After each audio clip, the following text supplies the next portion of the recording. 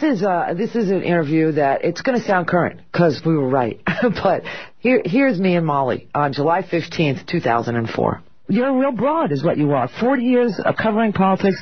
You've never lost your sense of humor, especially covering Bush, which is easy to do. He's infuriating. Yeah, W is, I'm not sure infuriating is the right word. I don't hate him. I've known him a real long time. It would, and it's much too easy to just dismiss him as a nincompoop. He's not stupid. We're not talking about a first-rate mind, but I think we're talking about someone who, is really out of his depth in the presidency. Bless his heart. And whether you liked him or not, the last thing in the world you ever would have wished on him was a terrible crisis in his first year. And foreign policy was, to say it was not his forte is. Well, the nerve of these people, though. I mean, if they would admit that, I'd be okay with it, I think. You know, America's a very forgiving place, as you all know. I mean, we suffered through some of the most incredible lunatics. McCarthy, LBJ was a dichotomy. He was great on civil rights, terrible on foreign policy.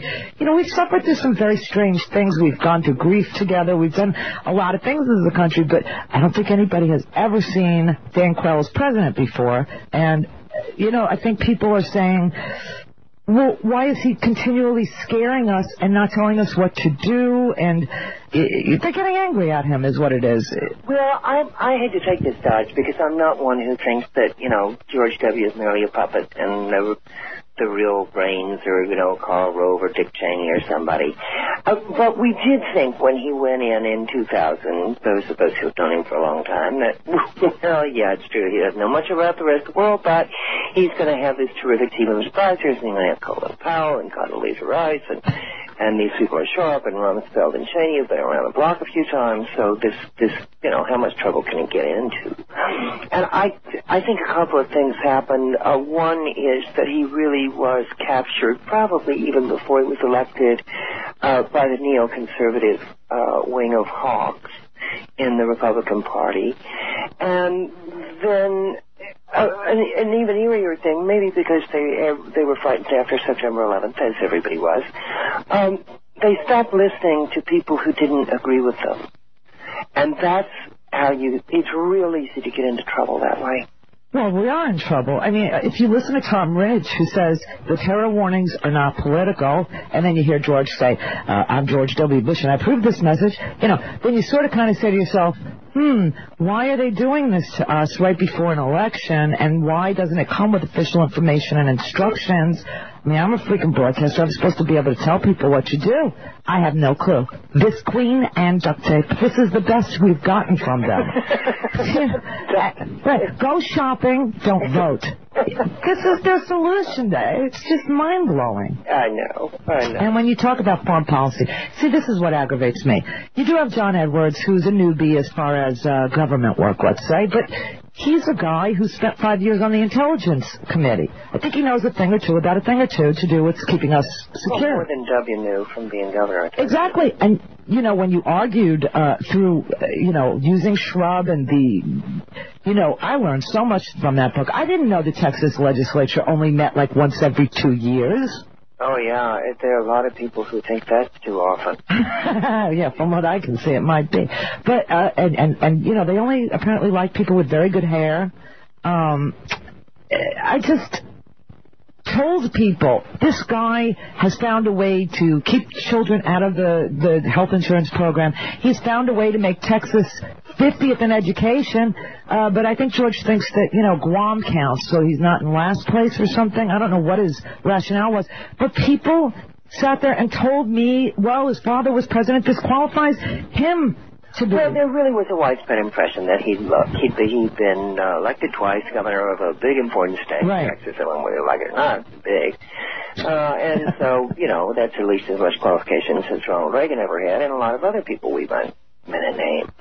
And I think there was very little understanding that all the southern states have what is known as the weak governor system, and Texas, we're proud to say, is number one in weak governor. Yeah. So that really being governor of Texas is pretty much a figurehead position. Doesn't your lieutenant governor have more Much more power. The governor's about the 5th most powerful state official. And this he parlays into the presidency, the leader of the free world. Yeah, I know, but now, like a lot of things in his life. Molly, you're far too polite because you're a Southern gal, and you do have that Southern sensibility, just like Ann does. Ann Richards, I'm referring to, a very, very smart woman, just like you, very biting, gets what she needs to get out, but does it in an extraordinarily great, fun way. However, everybody is so loath to say the emperor has no clothes. I know. Well, what I would say, frankly, is I think Iraq is a disaster. Yeah, it is. It's just a disaster. And what's fascinating is to watch what appears to be a political campaign, but is actually a giant public relations and advertising campaign. This isn't about politics at all. To watch this perfectly orchestrated as one reason after another. We were told we invaded Iraq. There's no weapons of mass destruction. There's no connection to Al-Qaeda. There's no nuclear program. As they get shot down one by one, then they keep sort of falling back, and now it's not just because Saddam Hussein was a miserable SOB, which indeed he was, but it's because now we are safer. America is safer. He said it eight times. 8 times in one speech. Now, that's not... that really is propagandistic. You think? Oh, good. Good girl. So now they're going to call you a Bush hater, which they already have. Well, I'm not a Bush hater. I don't think you are. I just think he's a terrible president. He is. You can do that without loathing him as a person. This is quite possible. Did you see what Gary Trudeau had to say about him today? Apparently, Gary Trudeau went to Yale with him. Yeah. And said that he had these incredible social skills, but he was also a really good intimidator. Like he would be able to say just the wrong thing at the right time to embarrass and intimidate somebody into getting them to do what he wanted them to do. Now, do you really want the guy who was in charge of ordering the kegs to be the leader of the free world? No, you want him ordering the kegs. That would be a great thing to have as a friend like George. Well, people who order kegs occasionally grow up and learn more in life. Don't write him off because of one episode early in his life. No, what I'm saying is he appears to me to be a guy on a dry drunk. I have seen a lot of people rehabilitate themselves. I've seen tons of people give up alcohol and drugs and other things. And I know what a person who actually works it comes out like and what one who is just on a dry drunk behaves like. And that's the person who's always blaming somebody else for their lot in life. And his lot in life is pretty damn good, and he's still blaming everybody for bad intelligence, for a bad war plan, for... The inability to admit error has been marked all along.